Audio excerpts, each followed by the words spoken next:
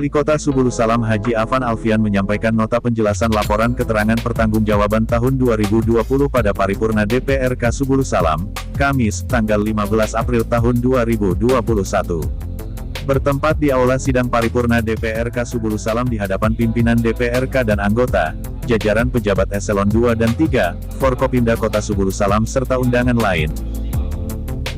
Untuk sektor ekonomi ada beberapa potensi unggulan daerah. Pertama, pertanian tanaman pangan dengan komoditi jagung yang paling banyak produksinya mencapai 16.588 ton.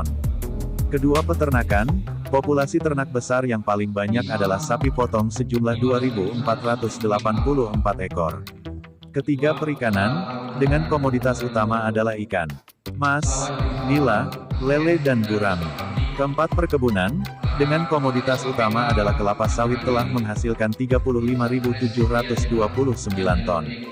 Kelima, pariwisata, objek wisata unggulan antara lain, Makam Syekh Hamzah Fansuri, Makam Sultan Daulat, Makam Syekh Riman, Nan Tampuk Mas, Alam Indah Lae Pandulangan, SKPC, Wisata Pulau Penang, Air Terjun Kedabuhan, Taman Kota dan Arum Jeram Sikelang. Keenam, koperasi, untuk mendorong pertumbuhan ekonomi daerah, pemerintah kota memberikan perhatian kepada pengembangan koperasi dan UMKM. Saat ini jumlah koperasi di Kota Subulu Salam sebanyak 86 unit koperasi. Ketujuh, industri, untuk sektor industri di Kota Subulu Salam masih didominasi oleh industri skala kecil dan rumah tangga. Kedelapan, perdagangan, sektor perdagangan juga memberikan kontribusi menurunkan angka pengangguran. Meningkatkan peran sektor perdagangan, pemerintah daerah telah meningkatkan sarana dan prasarana perdagangan. PDRB sebagai salah satu parameter untuk mengukur kinerja perekonomian suatu daerah, pada tahun 2020 menunjukkan kenaikan yang cukup signifikan baik menurut harga berlaku maupun harga konstan. PDRB harga berlaku tahun 2019 adalah sebesar Rp1.726 miliar dan pada tahun 2020 menjadi Rp1.804 miliar sedangkan PDRB harga konstan pada tahun 2019 sebesar Rp1.358 miliar dan pada tahun 2020 meningkat menjadi Rp1.385 miliar. Secara keseluruhan PDRB Kota Subulu Salam meningkat sebesar 1,97%. Adanya peningkatan PDRB ini menunjukkan semakin baiknya kinerja perekonomian Kota Subulu Salam pada tahun 2020.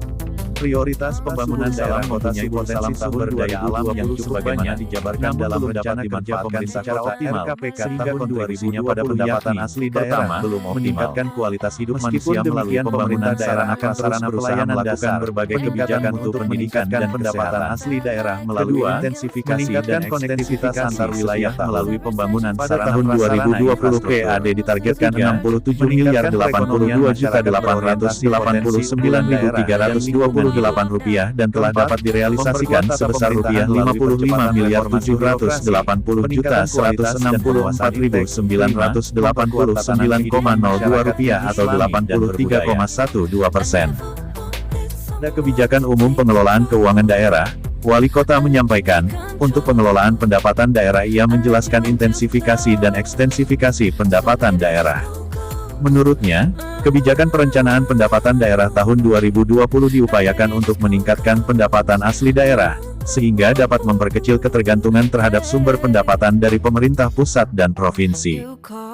Wali Kota juga menjelaskan di samping menyelenggarakan urusan konkuren, wajib dan urusan pilihan, dan urusan pemerintahan fungsi penunjang. Pemerintah Kota Subulu Salam pada tahun 2020 juga menyelenggarakan tugas pembantuan yang dilaksanakan oleh Satuan Kerja Perangkat Kota antara lain Dinas Perindustrian, Perdagangan, Koperasi dan UKM, dana yang dianggarkan sebesar Rp3 miliar dengan realisasi keuangan sebesar Rp2.304.360.000 atau 92,15% dan realisasi fisik kegiatan ini 100%. Di akhir penyampaiannya, Wali Kota mengucapkan terima kasih kepada pimpinan DPRK dan anggota, Forkopimda, seluruh pimpinan instansi vertikal, pimpinan jajaran TNI Polri, jajaran aparatur Pemko, pimpinan Parpol Ormas LSM Insan Pers, para tokoh masyarakat, alim ulama, pemuda, pihak swasta, pengusaha dan seluruh masyarakat Kota Subulu Salam. Ia juga menyampaikan permintaan maaf atas segala kekurangan dan kehilafannya. Selanjutnya Wali Kota Haji Afan Alfian didampingi Wakil Wali Kota Dr. Andus Salmaza, MAP dan Sekda Insinyur Taufik Hidayat menyerahkan laporan keterangan pertanggungjawaban kepada pimpinan DPRK.